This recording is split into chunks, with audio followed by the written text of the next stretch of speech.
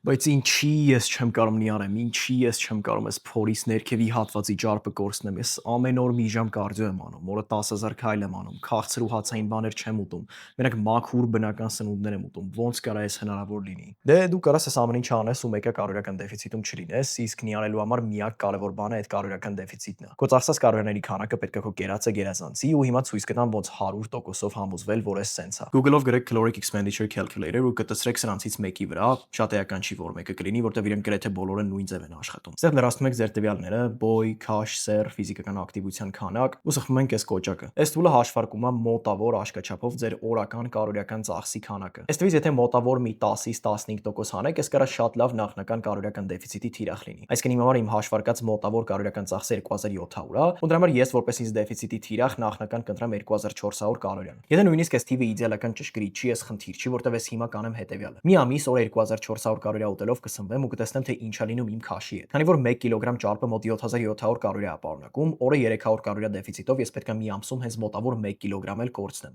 Բայց կարևորը հաշվի առնել այն փաստը, որ երբ մենք նոր ենք կալորիական դեֆիցիտը սկսում, մենք սկզբում գլիկոգեն ենք կորցնում, ոչ թե ճարպ, ու բացի նրանից, որ նույն քանակի կալորիա վառելու համար ավելի շատ գլիկոգեն է անհրաժեշտ, նաև գլիկոգենի հետ մենք իր հետ ասոցիացված ջրի զանգվածն ենք կորցնում, ինչի պատճառով դեֆիցիտի առաջին 1-2 շաբաթվա ընթացքում կշեռքի քաշը կրա բավականին արագ իջնի, ինչը նորմալ է։ Դրանից հետո կշեռքի թիվը ավելի դանդաղ է սկսելու իջնել, որովհետև մենք սկսելու ենք հենց ճարպ կորցնել։ Ու հենց այս կետից սկսած կարևոր է հետևել նրան, թե մարմնի քաշը ոնց է փոփոխվում։ Ամեն օր կշռվեք առավոտ շուտ սոված փորին, որպեսզի մարմնի զանգվածի տատանումները մինիմալի հասցնեք, ու այս թիվը ձեր մոտ գրանցեք։ Շատ նորմալ է, որ մարմնի զանգվածը ամեն օր չիջնի ու նույնիսկ որոշ օրեր բարձրանա, որովհետև մարմնում ջրի զանգվածի քանակը կարող օրից օր բավականին տատանվի տարբեր ֆակտորների պատճառով։ Օրինակ կերածաղի քանակ, քնի որակ, կյանքի ստրես եւ այլն։ Մեզ պետք է լինելու այն թե մի ամսվա կտրվածքով միջինում մարմնի քաշը ոնց է փոփոխվել, որովհետև ըստ սրա մենք արդեն կարող ենք հասկանանք, թե ռեալ կալորիական դեֆիցիտը համապատասխանում է մեր հաշվարկածին, թե չէ, ու եթե չէ, այդ դեպքում ինչքան է այն։ Հաշվի առնելով, որ 1 կիլոգրամ ճարպ կորցնելու համար մոտ 7700 կալորիա է հարկավոր կորցնել, կարաք ձեր կորցրած քաշի քանակը բազմապատկեք 7700-ով ու բաժանեք 30-ի,